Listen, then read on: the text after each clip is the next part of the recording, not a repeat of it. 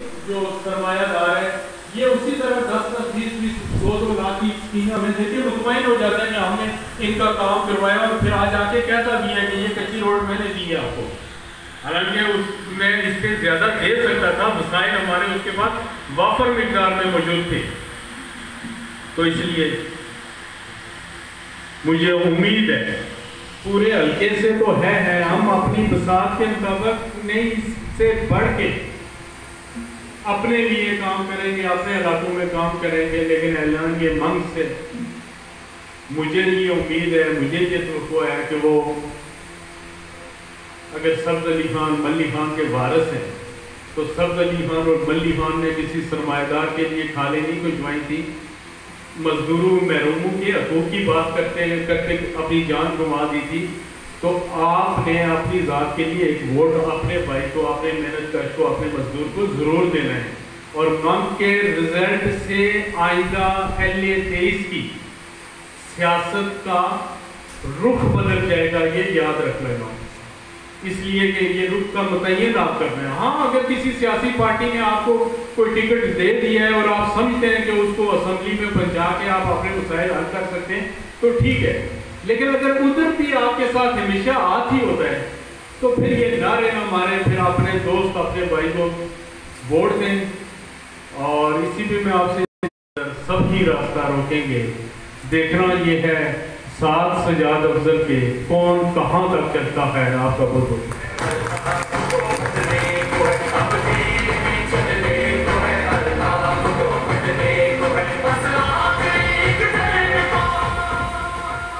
حضرات گرامی، ہماری انتظار کی گھڑیاں ختم ہوئی ہیں۔ ہمارے اس بزم کے آخری مہمان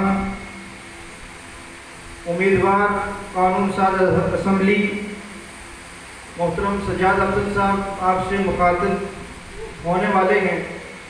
میں اس سے پہلے ایک بات آپ سے گزارش کروں کہ یہ ووٹ جو قومی امانت ہے، اور قرآن یہ کہتا ہے کہ ان اللہ یأمرکم ان تؤدوا الامانات الی اہلہا، کہ اللہ تمہیں حکم دیتے ہیں کہ تم امانت کو، اس کے امانت کا جو اہل ہے اس کو امانت لوٹاؤ، اور یہ قومی درجے کی امانت جو ایک قومی درجے کا یہ منشور آپ کے سامنے لے کر آیا ہے، اور یقین کریں کہ ہمارے آزاد کشمیر کے اندر کسی بھی امیدوار کے پاس اگر یہ انتخابی منشور ہے تو آپ بتائیے، اتنا جامع اور اتنا بہترین منشور جو ان تمام محروم المعیشت اور مفلوج الحال ہمارے اس معاشرے کے ان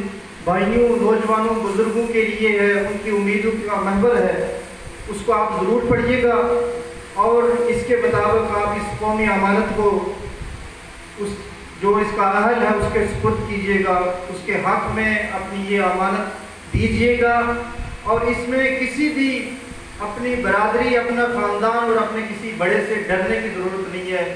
میں آپ کو سچی بات بتاؤں کہ میں جس گھرانے سے میرا تعلق ہے، میرے اپنے گھرانے میں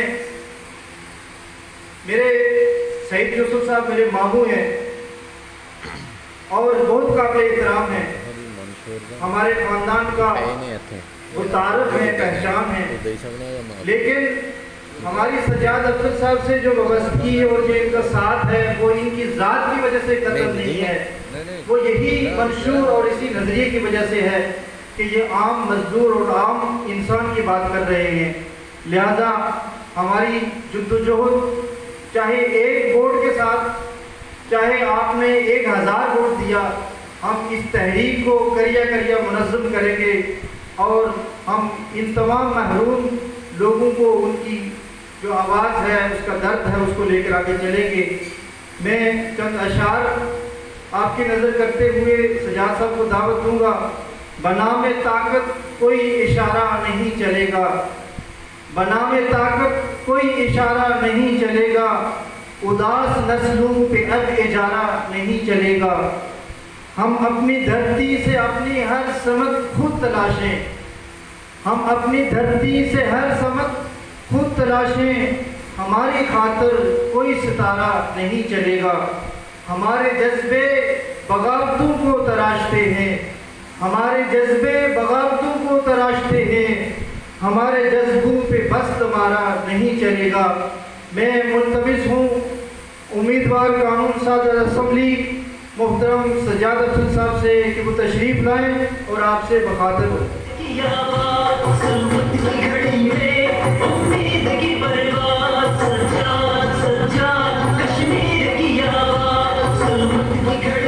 اللہ الرحمن الرحیم.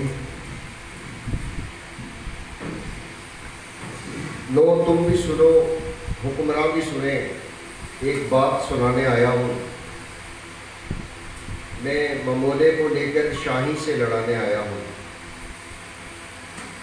جمہور کے خون ناحق سے رنگین ہوئی ہیں دیواریں. میں ان شاہی ایوانوں کی دیوار ہلانے آیا ہوں، اور اس دار و رسم کی محفل میں حق کہنے کا دستور نہیں. میں اس دستور کو بدلوں گا، یہ راز بتانے آیا ہوں. واجب الاحترام ریاست جموں کشمیر کے 5% مجبور اور بے بس رقبے کے بظاہر آزاد اور خفیہ طور پر مجبور مہاجرین اسٹیج پہ بیٹھے ہوئے واجب الاحترام یاسین انجم صاحب، ساجد امین صاحب،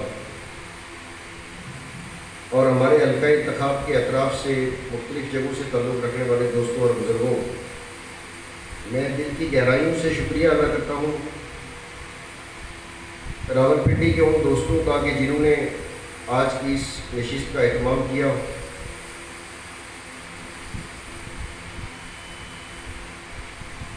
راولپنڈی ایک ایسا شہر ہے کہ اس شہر سے ہمیں بہت دکھ ملے، بہت زخم لگے ہمیں، اور مسلسل 5 صدی سے ہم کو دکھ اور زخم سہ رہے ہیں. یہ وہ شہر ہے کہ جس میں بیٹھ کے 4 اکتوبر سن 1947 کو یہاں کے ایک کمشنر نے ریاست جموں کشمیر کی تقسیم کی بنیادیں رکھی تھیں اور اسے ایک آزاد حکومت کا نام دیا گیا. پھر یہی وہ شہر ہے کہ جس میں بیٹھ کر 5 صدی سے ریاست کے اس 5% رقبے کو کنٹرول کیا جا رہا ہے. ہماری جتنی محرومیاں ہیں، ہماری جتنی مجبوریاں ہیں، ہماری جتنی بے بسی ہے، اس کی منصوبہ بندی اس شہر میں بہت اعلیٰ درجے کی گئی ہے، بڑی انجینئرنگ کی گئی ہے. لیکن اس کے باوجود چونکہ ہم محبتوں کی سرزمین سے تعلق رکھتے ہیں، تو ہم نے جواب میں اس شہر کو کوئی دکھ نہیں دیا. ہم جواباً اپنی ایک بہت بڑی انسانی آبادی اس شہر کے سپرد کر کے اس شہر کی معیشت کی ریڑھ کی ہڈی بنے ہوئے ہیں. اور بلا مبالغہ راولپنڈی شہر آزاد کشمیر کا مرہون منت ہے، وہاں کی انسانی آبادی کا مرہون منت ہے.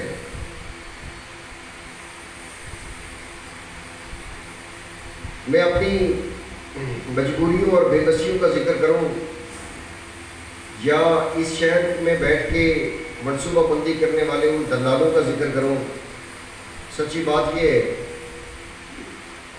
کہ جب میں یہ دیکھتا ہوں کہ ہمارے لوگ جو ایکڑوں زمین پر رہتے تھے، جو بڑے کھلے ڈھلے ماحول میں رہتے تھے، جن کے پاس بڑے بڑے باغات تھے، بڑی بڑی زمینیں تھیں، بڑا خوبصورت موسم تھا، انہوں نے 47 میں ایک درجے میں، معذرت کے ساتھ کہوں گا، 47 की जिद्दोजहद के और बहुत से पहलू हैं, लेकिन एक पहलू उसमें ये भी था कि हमारे लोग कहीं ना कहीं ज़मीनों की लालच में भी आ गए थे। कड़वा सच है। और लोगों ने अपने भाई बंधुओं का कत्लेआम किया और ये सोचा कि कुछ ज़मीनें हमारे हाथ आ जाएंगी। वो आई, लेकिन पिछले 50 साल गवाह हैं कि उनकी औलादें एकड़ों ज़मीनें छोड़कर गैसों के साथ ज़मीनें नाप के रावलपिंडी में एक कैदी की ज़िंदगी बसर कर रही है। क्या ये सज़ा नहीं है? हम वो सज़ा काट रहे हैं। कौन खुशी से रावलपिंडी में रहता है? इतनी खूबसूरत सरजमीन और इतनी खूबसूरत फ़ज़ाएं छोड़ के किसकी ख्वाहिश है कि वो रावलपिंडी की इतनी तंग गलियों में, इतने तंग घरों में और इतने गर्म माहौल में रहे? ये माहौल हमें किसी एतबार से भी सज़ावार नहीं है, लेकिन हमारी मजबूरियों ने, हमारी बेबसियों ने, हमारी पसमानदगी ने हमें मजबूर किया कि हमें वो इलाका छोड़ना पड़ा। और अब आप जो रावलपिंडी के रिहायशी हैं, उनके लिए अपनी जन्मभूमि, अपनी धरती माँ एक विजिटिंग पॉइंट के तौर पे है। आप विजिट करने के लिए जाते हैं साल में एक दफ़ा, किसी खुशी गमी में जाते हैं या अपना जनाजा उठा के कंधों पे ले जाते हैं। इसके अलावा अपनी धरती के साथ हमारा कोई रिश्ता नहीं रहा है। हमारे साथ बहुत धोखे हुए दोस्तों। हमारी तारीख मिटा दी गई, हमारी तहजीब मिटा दी गई, हमारा कल्चर मिटा दिया गया, हमारी ज़ुबानें गुम हो गई और हम हवा में मुअल्लक़ की एक ज़िंदगी बसर कर रहे हैं। हमारी ख्वाहिशें भी थी, उम्मीदें भी थी और लोगों की जिद्दोजहद भी थी कि इस रियासत के 5% रकबे पे हम एक कैदी की ज़िंदगी बसर कर रहे हैं। हमें बहुत जल्द एक्सेस मिलेगी अपने दारुल हुकूमत तक। हम रियासत जम्मू कश्मीर की कौमी आज़ादी और वहदत से हमकिनार होंगे और अपनी जागीर में बादशाहों की तरह रहेंगे। लेकिन इस खित्ते की जो सूरत हाल बन रही है और वर्ल्ड लेवल पे जो सिचुएशन चेंज हो रही है, उसके नतीजे में हमारी अपनी जिद्दोजहद के नतीजे में हालात साजगार नहीं हो रहे। शायद बैरूनी हालात की वजह से कहीं ना कहीं हमें फेवर मिल जाए, मैं उस पर बात नहीं करना चाहता आज, लेकिन हमने अपने खित्ते को, अपनी तारीख को, अपनी तहजीब को, अपने कल्चर को भुला दिया। इतने पक्षों के शोर में, जून के महीने में, इतने ज़ोरदार हवा की आवाज़ में हम यहाँ बैठ के बात कर रहे हैं और दिल ही नहीं करता कि यहाँ बात की जाए। हम तो एक ऐसी सरजमीन से ताल्लुक़ रखते हैं जहाँ पसीने से शराबूर आदमी 2 मिनट के लिए किसी सरसब्ज़ दरख्त के नीचे बैठ जाए तो उसका पसीना खुश्क हो जाता है। उसकी ठंडी हवाएं, दिल लुभा देने वाली हवाएं उसको मुअत्तर कर लेती हैं। शोबी किस्मत के हमने अपने रास्तों में खुद कांटे बिछाए और अब एक ऐसे अनदेखे मुस्तकबिल की तरफ सफ़र कर रहे हैं कि जिसका हमें कहीं अंत और एंड नज़र नहीं आ रहा। सो ये जितने धोखे हमारे साथ हुए, ये जितनी ज़्यादतियाँ हुई, उनका रोना ये कोई कमाल नहीं है। कमाल ये है कि हम अपने हिस्से का दिया जलाएं। जो गिवन सिचुएशन में हमारी जिम्मेदारियां बनती हैं वो जिम्मेदारियां पूरी करें। इलेक्शन में आने के बाद मैं जब भी अपने लोगों से मुखातिब होता हूँ तो पता नहीं क्यों नदामत होती है मुझे, हालांकि मुझे नहीं होनी चाहिए, मैं कोई पब्लिक ऑफिस होल्डर नहीं रहा हूँ। लेकिन आप यकीन कीजिए कि चूँकि आम कल्चर है कि लोगों से वोट की डिमांड की जाती है, तो मैं अपने गांव में, अपने इलाकों में, अपने छोटे छोटे एरियाज़ में जब लोगों से वोट के लिए बात करने के लिए जाता हूँ तो मैं शर्मिंदा होता हूँ कि मैं किन से वोट मांग रहा हूँ, जिनको वोट का पता ही नहीं है, जिनको वोट की हैसियत का नहीं पता है, जिनको मालूम ही नहीं है कि जिस इदारे के लिए हम वोट कास्ट करने जा रहे हैं 25 जुलाई को, इस इदारे की ड्यूटीज़ क्या है, इसके फ़राइज़ क्या है, इसकी जिम्मेदारियाँ क्या है। वो कहीं ना कहीं किसी पर्सनल एफिलिएशन, किसी ज़ाती नापसंद या किसी ख़ानदानी, किसी गिरोही, किसी इलाकाई या किसी ज़ाती मफाद के पेश नज़र बरगलाए हुए लोग हैं, फिसलाए हुए लोग हैं, बहलाए हुए लोग हैं। और लोग 5 साल के बाद कोई ना कोई उन्वान देकर उनसे आके बरगला बहला फिसला के वोट ले जाते हैं और फिर 4.5 साल उनका चेहरा नहीं देखते। और लोगों की हालत बद से बदतर होती जा रही है। इस सिचुएशन में हमने इंतखाब लड़ने का फैसला किया। सच बताऊं आपको, आज़ाद कश्मीर की मौजूदा सूरत हाल है और जो जिस फ्यूचर की तरफ हम बढ़ रहे हैं, इसमें इंतखाब नहीं, बहुत बड़ी बगावत की ज़रूरत है, इनकलाब की ज़रूरत है। इंतखाब तो एक रूटीन का अमल है, एक रूटीन वर्क है जो हर 5 साल के बाद होता है। यहाँ हमें एक बहुत बड़ी बगावत की तैयारी करनी चाहिए, लेकिन क्या करें कि उस बगावत के लिए लोग अभी ज़हनी तौर पे तैयार नहीं हैं। इतना पिट जाने के बाद भी अभी हम ज़हनी तौर पे तैयार नहीं हो सके कि हम किसी बड़ी बगावत की तरफ जाएं। अभी तो हम अपने वालिद से बगावत नहीं कर सकते, उसके कहे पे वोट देते हैं। अभी तो हम किसी बड़े भाई से बगावत नहीं कर सकते। अभी तो हम इस सिचुएशन में भी नहीं है कि किसी माते के बड़े मनसबदार से बगावत कर सकें। अभी तो किसी मजहबी पंडित से बगावत नहीं कर सकते। अभी तो हमने छोटी छोटी बगावतें भी सीखी।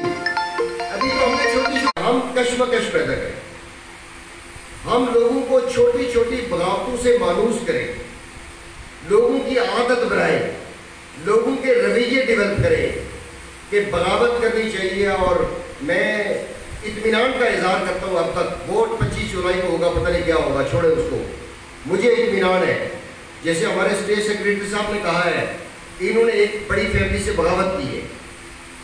मुझे इत्मीनान है कि यहाँ मेरे अजीज़ बैठे हुए हैं जो मेरे गाँव के हैं, मैं नाम लूँगा तो शायद किसी को प्रॉब्लम होगा, लेकिन उन्होंने भी अपनी बड़ी बड़ी फैमिली से बगावत की है।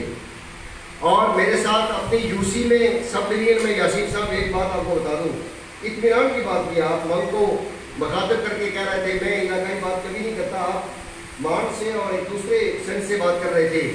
लेकिन मैं बड़ा पुरुमीद हूँ कि जहाँ जहाँ लोग मुझे घर तक जानते हैं, कम अज़ कम उसमें मुझे एक यूथ में एक बड़ी टीम, एक अच्छी खासी काउंटेबल टीम अपने घरों से बागी टीम मिली है।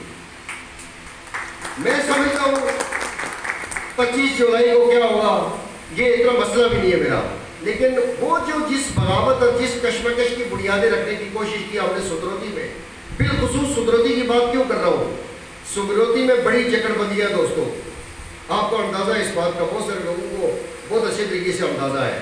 बहुत जकड़बंदियाँ हैं। मैं अगर जकड़बंदियों की तारीफ करूँगा तो कुछ लोग नाराज़ हो जाएंगे। वैसे भी चूँकि हमारे ऊपर इन दिनों में फतवे ज़्यादा लग रहे हैं, लोगों को डराया जा रहा है, धमकाया जा रहा है, ऐसे लग रहा है कि किसी मजहबी इमामत का कोई प्रोग्राम है 25 जुलाई को और किसी की नमाज खराब हो जाएगी। हालांकि एक पॉलिटिकल प्रोसेस है, एक सियासी अमल है जिसमें कभी नहीं पूछा गया कि फलां साहब का अकीदा क्या है, मसलक क्या है, अकायद क्या है, वगैरह वगैरह। लेकिन मेरे ऊपर बड़े सवाल हो रहे हैं और अच्छा है, उसके जवाब भी मैं देता रहता हूँ।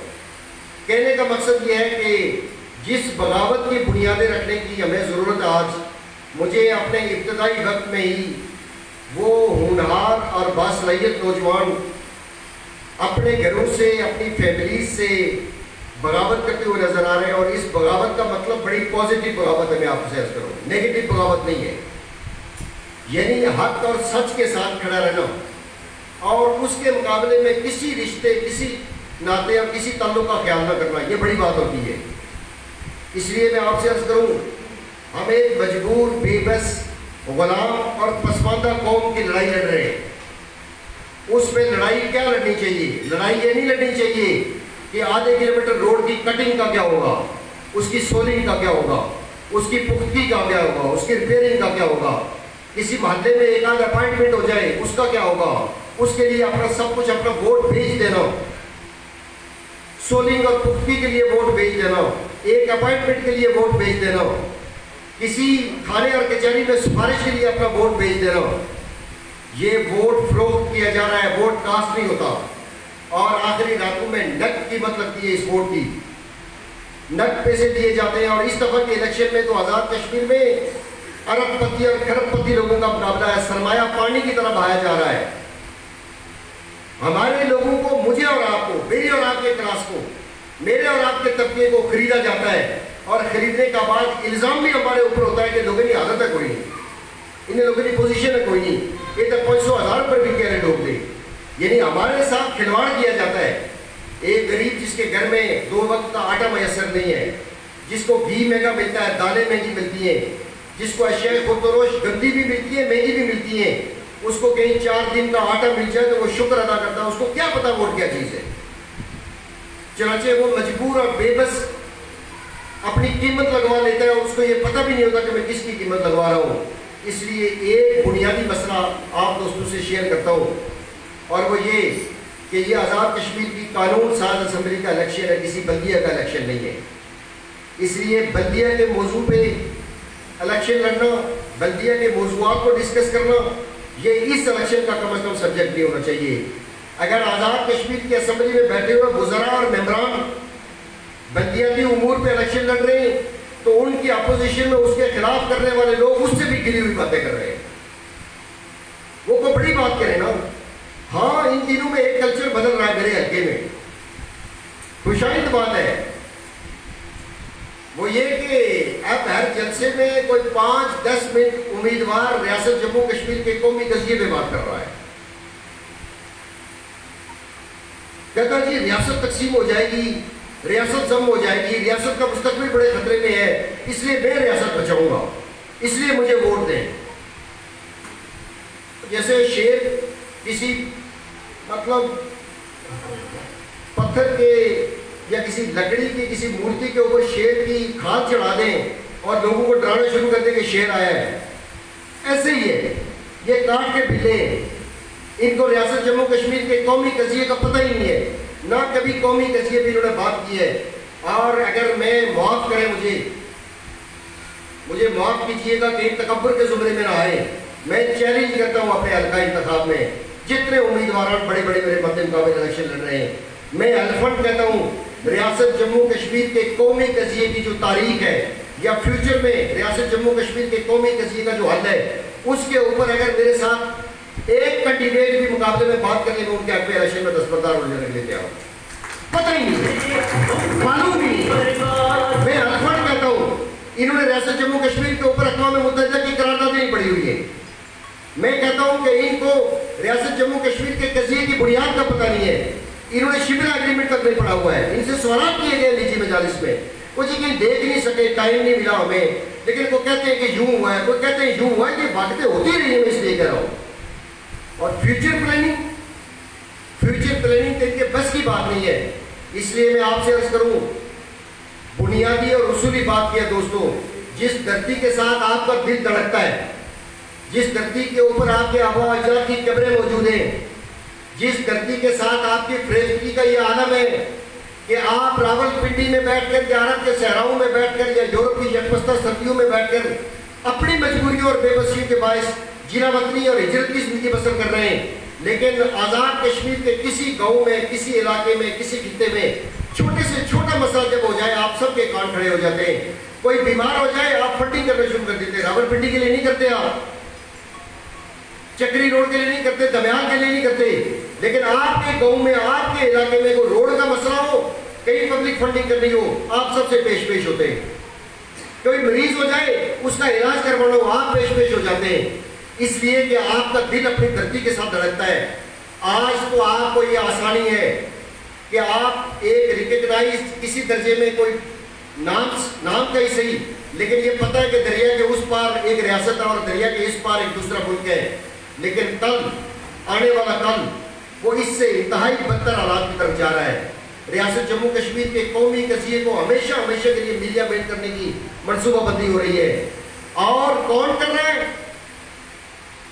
ہندوستان پاکستان کر رہے ہیں، چین امریکہ کر رہے ہیں، لیکن اس کے لیے سب سے بڑے مجرم مظفر آباد کی اسمبلی میں بیٹھے ہوئے ہیں۔ ان مجرموں کو अपने इस मुकदमे का इल्म ही नहीं, संजीदगी नहीं, और सबसे बड़ा मसला ये है कि सिर्फ अपने खानदानों के बिजनेस सेव करने के लिए ये असेंबलियों में जाते हैं, अपने खानदानों को, अपने औलादों का बिजनेस सेव करने के लिए असेंबलियों में जाते हैं। इनको अपने कौमी केस से कोई ताल्लुक नहीं। साजिद अमीन अपनी जुबान में बात कर रहे थे, पहाड़ी जुबान में। हम जब पहाड़ी में बात करते हैं लोग हंसना शुरू हो जाते हैं, हमें पहाड़ी आती ही नहीं है। आती कहाँ है? अब तो हम पहाड़ी में भी अंग्रेजी उर्दू बोलते रहते हैं, लेकिन जो टूटी फूटी बोलते हैं लोग हंसना शुरू कर देते हैं। क्यों? कि हमारे नाशऊर में एक बात दाखिल कर दी गई है कि हमारी कोई जुबान नहीं है। हालांकि एहलियाने पुंछ जिस एक्सेंट में आप पहाड़ी बोलते हैं, इसी एक्सेंट में पहाड़ी की रिटन फॉर्म में बाकायदा डिक्शनरी मौजूद है पुंछ शहर में। कुरान करीम का तर्जमा हुआ हुआ पुंछ शहर में। बेसिक प्राइमरी तालीम इस हमारी मादरी जुबान में मौजूद है। लेकिन यहाँ एक ऐसी बोली के तौर पर जिसको इससे मजाक के तौर पर इस्तेमाल किया जाता है, उसकी ये पोजीशन है। हमारी जुबानें मिटी, तारीख मिटी, तहजीब मिटी, कल्चर मिटा, सब कुछ मिट गया। लेकिन अब की बार जो अटेम्प्ट होनी जा रही है वो ये कि ये कजिया हमेशा हमेशा के लिए 74 साल हमें ये उम्मीद थी कि चले कल में सही परसों, इस साल नहीं अगले साल, अगले 5 से 10 साल, अगले 20 साल रियासत जम्मू कश्मीर के लोग आपस में एक हो जाएंगे, हमारी रियासती शान बहाल हो जाएगी। लेकिन हिंदुस्तान के 5 अगस्त के इक़दाम के बाद पाकिस्तानी अशराफिया, पाकिस्तानी मुक्तदरा और मुजफ्फराबाद की बैठी हुई असम्बली के लोग अब इस पे कन्विंस हैं कि उस तरफ से दस्तबरदारी हो चुकी है, इस तरफ को कहीं ठिकाने लगाना है, और उसके लिए असम्बली 2021 का इलेक्शन हो रहा है। अब इस पे वावेला करना, चीखना चिल्लाना और जान तक की कुर्बानी देना, इसका जज्बा पैदा करना, ये अपनी जगह बात है। लेकिन सवाल ये है कि इस वक्त रियासत जम्मू कश्मीर को बचाने का फार्मूला क्या है? सबसे एक बात कैसे बचाई जा सकती है? बगैर खून का एक कतरा बहाए कैसे बचाई जा सकती है? अपनी पॉलिटिकल स्ट्रगल के साथ, जिद्दोजहद के साथ कैसे बचाई जा सकती है? ये जितने मेंबरान असेंबली आपके पास आते हैं, कहते हैं रियासत बचानी है तो मुझे वोट दें। मैं कहता हूं मुझे वोट ना दें, मैं आपको कहता हूं मुझे वोट ना दें, लेकिन मुझे बताएं कि रियासत जम्मू कश्मीर को बचाने का जो फार्मूला मैं आपसे डिस्कस कर रहा हूं, इससे बेहतर फार्मूला तो दे रहा है। मेरा सवाल ये है, देखिए श्रीनगर, जम्मू और लद्दाख तक मेरी और आपकी एक्सेस नहीं है। जहां तक आपकी पहुंच नहीं है, जहां तक आपकी आवाज नहीं पहुंचती, जहां तक आपकी जिद्दोजहद नहीं जुड़ती, वहां के नारे मारना बड़ा आसान है। जहां आपकी जिद्दोजहद के लिए पांव लगे हुए जमीन पर, वहां सबसे बड़ा बुनियादी और उसूली तकाजा ये है कि गिलगित बल्तिस्तान और आजाद कश्मीर को एक आईन साज असेंबली दी जाए। हम कानून साज असेंबली के मुकाबले में आईन साज असेंबली की तरफ बढ़े, यानी पावर शिफ्ट की जाए रावलपिंडी से। रावलपिंडी की हुदूद से बड़ी बड़ी 4 दीवारों के अंदर हमारी पावर छुपी हुई है, फंसी हुई है, रोकी हुई है, टकी हुई है। उस पावर को निकालकर मुजफ्फराबाद में शिफ्ट करें, हमें इख्तियार दें, हम अपना मुकदमा खुद दुनिया के सामने पेश करेंगे। रियासत जम्मू कश्मीर के इस टुकड़े को आईन साज असेंबली दी जाए, कानून साज असेंबली का मजाक न किया जाए हमारे साथ। और आपको मालूम है सन 1934 में इस सब कॉन्टिनेंट में सबसे पहली असेंबली हमने बनाई थी। रियासत जम्मू कश्मीर को ये एजाज हासिल है कि इस पूरे सब कॉन्टिनेंट में सबसे पहले पॉलिटिकल जमहूरी प्रोसेस रियासत जम्मू कश्मीर से इसका आगाज हुआ था। उस वक्त भी हम महाराजा से आईन साज असेंबली का मुतालबा कर रहे थे, हमारे पुरखों ने मुतालबा किया था। आज 1 सदी गुजरने के बाद हम अपने मुसलमानों से आईन साज असेंबली का मुतालबा कर रहे हैं। मजाक है यार? कब्जा किया हुआ हम पर रावलपिंडी ने, कब्जा है हमारे ऊपर इस्लामाबाद का। इस कब्जे को छुड़ाने का आईनी और दस्तूरी तरीका है, और वो ये है कि मुजफ्फराबाद को आईन साज असेंबली दी जाए, हमारी आर्मी बहाल की जाए। 71 तक हमारी अपनी आर्मी मौजूद थी, बंगाल के हादसे के बाद हमारी आर्मी खत्म की गई। इस खतरे के पेश नजर के ये मुहिब पे बदल हो गए और हुब्बुल वतनी के जज्बे से सरशार ये आर्मी पर्सन का बगावत कर लेंगे, इसलिए हमारी आर्मी को खत्म किया गया था। हमारी अपनी आर्मी बहाल की जाए, हमें आईन साज असेंबली दी जाए और हमारी अपनी वजारत खारजा कायम की जाए। हम दुनिया में अपनी आज़ादी के डेस्क कायम करके, अपनी कौमी आज़ादी का मुकदमा दुनिया की आज़ाद अक़वाम के सामने पेश करके हम ये मुकदमा जीतने की पोजीशन में होंगे। पाकिस्तान और हिंदुस्तान ने इसको अपने सरहदी तनाज़ा बनाया हुआ है, पढ़ने का झगड़ा बनाया हुआ है। सरहदी तनाज़ा दुनिया के आज़ाद अक़वाम के एजेंडे पर होते ही नहीं है, ये अंडरस्टूड बात है।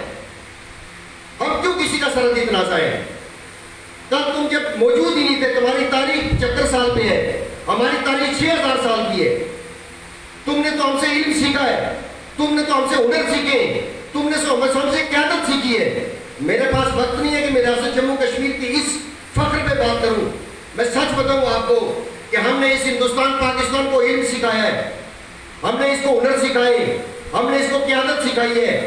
आज भी सब कॉन्टिनेंट में जलालुद्दीन अकबर को सबसे ज्यादा इज्जत की निगाह से देखा जाता है कि मुंतशिर हिंदुस्तान को जलालुद्दीन अकबर ने एक यूनिट में प्रो के एक मुत्तहदा हिंदुस्तान तश्कील किया था।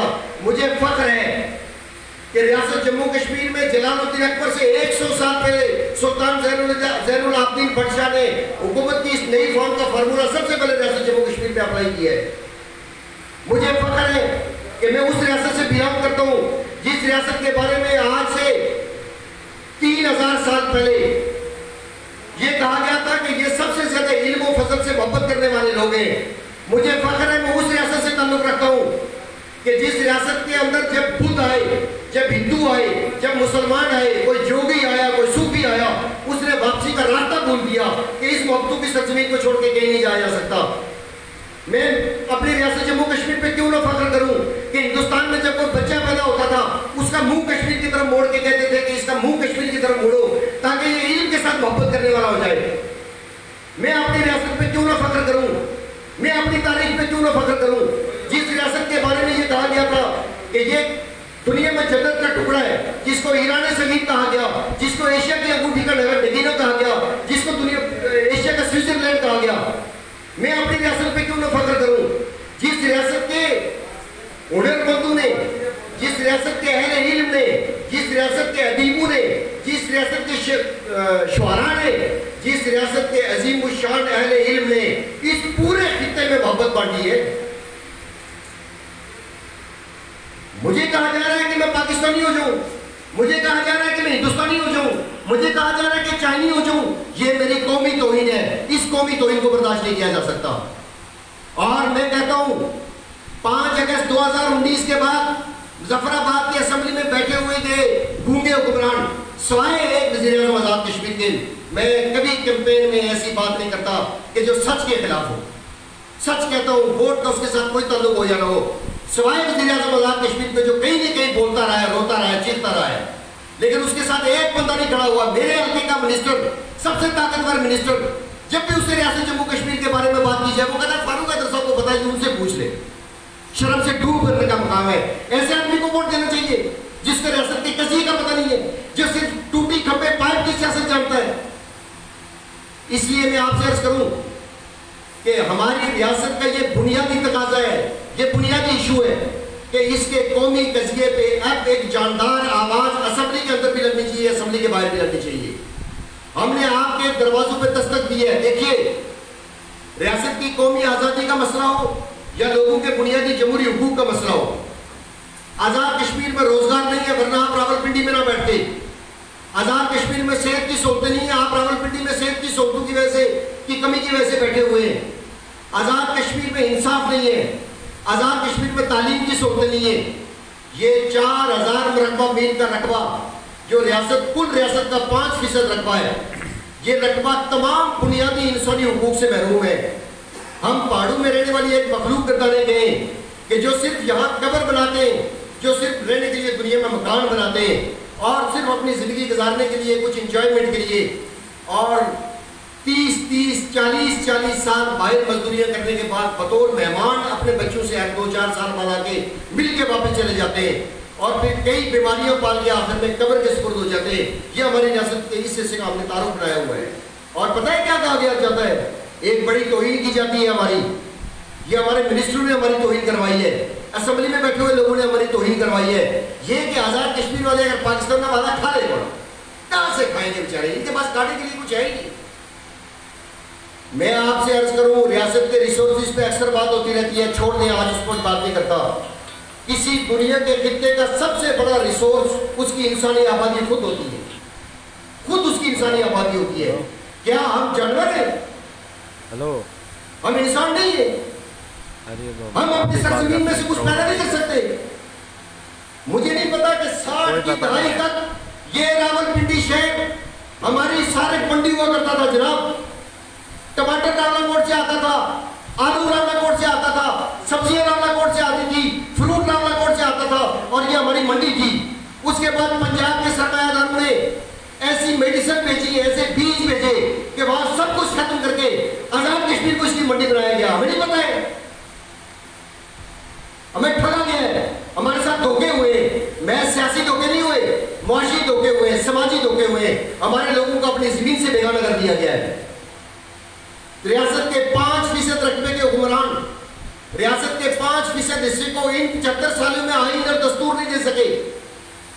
आज 75 साल गुजरने के बाद मुजफ्फराबाद एक दस्तूर और आईन से महरूम है। हम खित्ता बेआईन में रहते हैं। एक उबूरी एक्ट के जरिए आजाद कश्मीर की हुकूमत चलाई जाती है। आजाद कश्मीर का सदर और आजाद कश्मीर का वजीर आजम चीफ सेक्रेटरी के नीचे नौकरी कर रहे हैं। उसकी मिसालें आए दिन आपको मिलती है। इस वक्त आजाद कश्मीर में जो चीफ सेक्रेटरी बैठा हुआ है वो पाकिस्तान के 20वें ग्रेड का ऑफिसर वहां के 22वें ग्रेड के लोगों के ऊपर इस वक्त चीफ सेक्रेटरी बना के भेजा गया है। आपको पता है ना? ये हमारी तौहीन होती है। आईन और दस्तूर नहीं बनाएगा। और आजाद कश्मीर के वसाइल पैदावार को तरक्की नहीं दी गई, कानूनी और आईनी पाबंदी है। आपको मालूम होना चाहिए आजाद कश्मीर की असेंबली आजाद कश्मीर में हरी इंडस्ट्री नहीं लगा सकती, कानूनी और आईनी पाबंदी है। माइनिंग नहीं कर सकती, रिसर्च सेंटर नहीं कायम कर सकती, फॉरेन में तजारत नहीं कर सकती बैरून दुनिया के साथ। पंजाब का वजीर आला चाइना के साथ कोई प्रोजेक्ट साइन कर सकता है, आजाद कश्मीर का वजीर आजम दुनिया के किसी मुल्क के साथ कोई प्रोजेक्ट साइन नहीं कर सकता। ये हमारी तौहीन नहीं है। आपके दरिया जेहलम के ऊपर 5-6 हाइड्रो प्रोजेक्ट लगे हुए, एक प्रोजेक्ट ऐसा नहीं है जिसका इल्म तक आजाद कश्मीर के वजीर आजम और सदर को। सारे हिडन एग्रीमेंट है गवर्नमेंट ऑफ पाकिस्तान और चाइना के। किस पे इलेक्शन लड़ा जा रहा है यार? छोटे छोटे सब्जेक्ट पे इलेक्शन लड़ा जाना चाहिए बल्दिया का। जब बल्दियात के इलेक्शन होंगे हम कोई रियासत जम्मू कश्मीर के कौमी गजगे कौमी मिसाइल पे बात नहीं करेंगे, हम छोटे छोटे इश्यूज पे बात करेंगे। लेकिन जब मुल्क के आईन साल और 12 से 10 इदारे का इलेक्शन हो रहा है तो फिर उस इदारे के लेवल की बात होनी चाहिए। लोग कहते हैं तू पागल है, चल ले जा कोई, ये कोई ना हो। मुझे बताएं मार्केट में जो चीज अब आम बिकती है वो बात भी हम करें तो फिर हमें और इनमें फर्क क्या आएगा? फिर क्या जरूरत है हमें इलेक्शन में डंडोरा पीटने की? इसलिए मैं आपसे गुजारिश करूं कि ये हमारी कौमी गैरत और कौमी मुस्तकबिल का एक बहुत बड़ा सवालिया निशान है हमारे ऊपर। हम इस इलेक्शन में एक लड़ाई की बुनियादें और एक कश्मकश की बुनियादें रखने के लिए आए दोस्तों। मुझे मालूम है इस रावलपिंडी से गाड़ियां भर भर के 5 साल बाद वोट दिलवाने के लिए आजाद कश्मीर में ले जाया जाता है।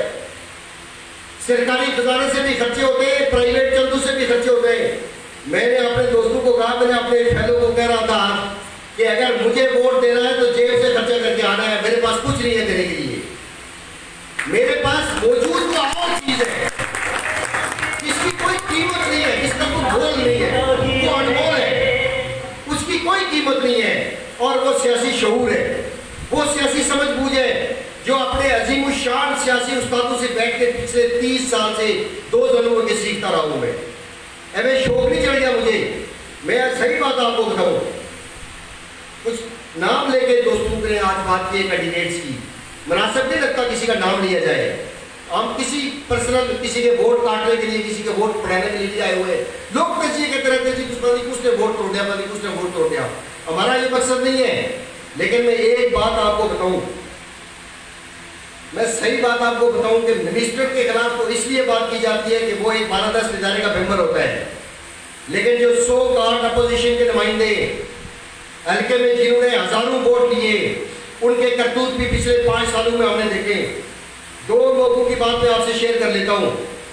जब रियासत जम्मू कश्मीर पे 5 अगस्त का वार हुआ, रियासत जम्मू कश्मीर के लोग बिलबिला उठे और हमारे एक साथ इस्लामाबाद में आके आज़ादी मार्च में लीड करते रहे। वो पाकिस्तान की आज़ादी की लड़ाई लड़ते रहे, उन्होंने आज़ाद कश्मीर और मकबूजा कश्मीर की आज़ादी की बात नहीं की है वहां। जब आटा तहरीक में हम मार खा रहे थे, हमारा और पुलिस का आमना सामना था, लोग और फोर्सेस आपस में गुत्थम गुत्था थी।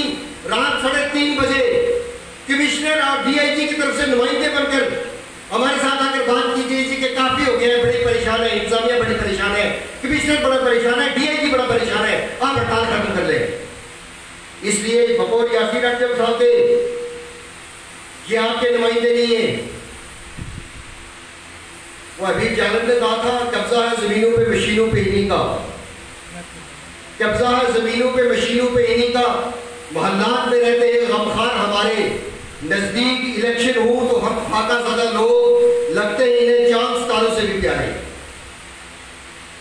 یہ الیکشن میں قریب آ کے، الیکشن کے موقع پہ آ کے کہ ہمارے ساتھ بیٹھ جاتے ہیں، ہمارے ساتھ ہاتھ ملا لیتے ہیں، ہم بڑے آل ترس لوگ ہیں جی۔ سچی بات ہے، جتنا ترس اچ کھوڑے لوگے اوپر اتنا میرا سے دنیا کوئی نہ بڑھو سی۔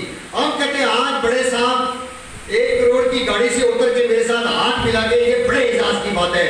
اور پھر بیان کرتے رہتے ہیں جی فلانے صاحب یہ گل آئی سی، فلانے صاحب یہ گل آئی سی، اچھا اس گل نہیں ایسیت پاوے ٹکے نہیں نہ ہے، لیکن رولا یہ ہے کہ انہوں نے کہا بتاؤ مثال، چونکہ وہ بڑی بڑی گاڑیوں بڑے بڑے محلات میں رہنے والے لوگ ہیں۔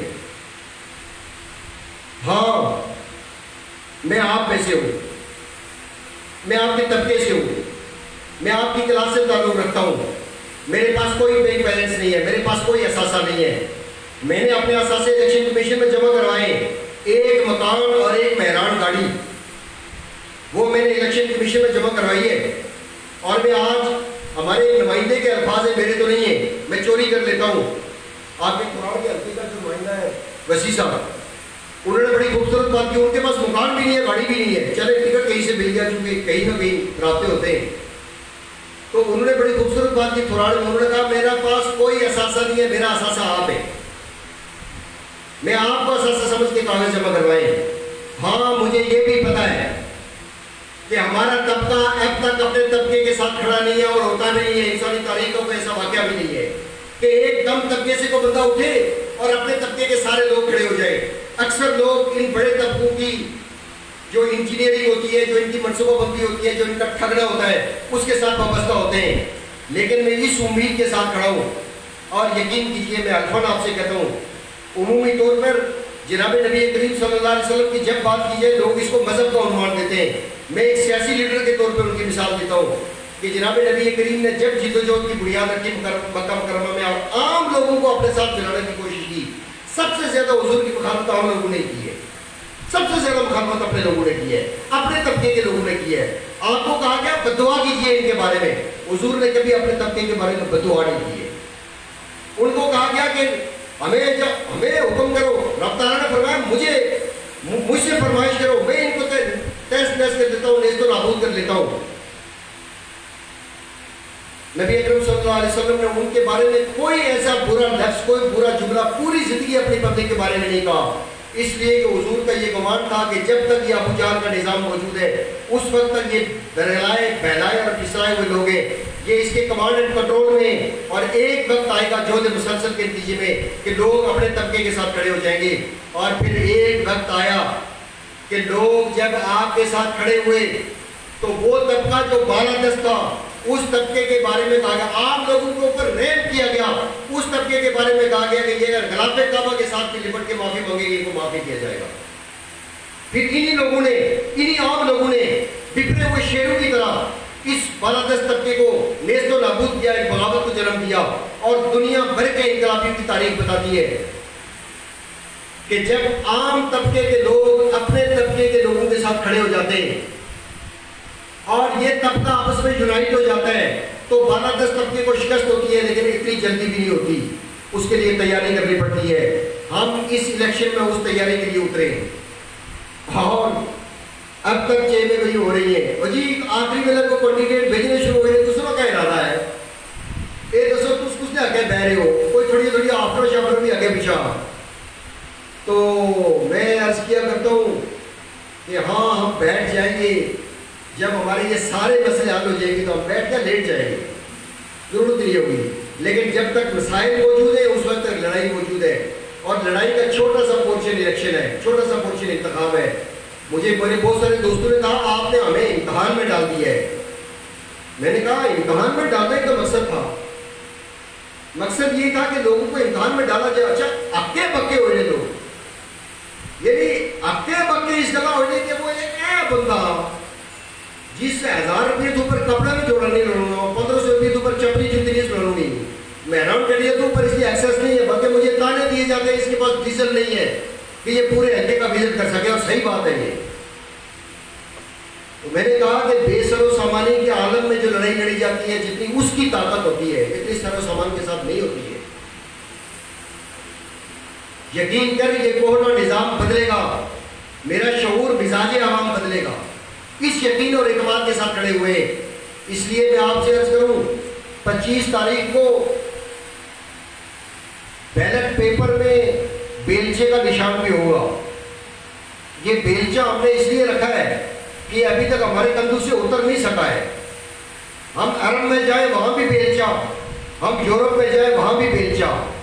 ہمارے لوگ یورپ میں جاتے ہیں تو پیچھے لوگ پوچھ رہے تھے تو کیا کر رہے ہیں آپ, پوچھا جاتا ہے کہ کیا کر رہے ہیں تو جواب ملتا ہے تندور پہ کام کر رہے ہیں, ٹیکسی چلا رہے ہیں.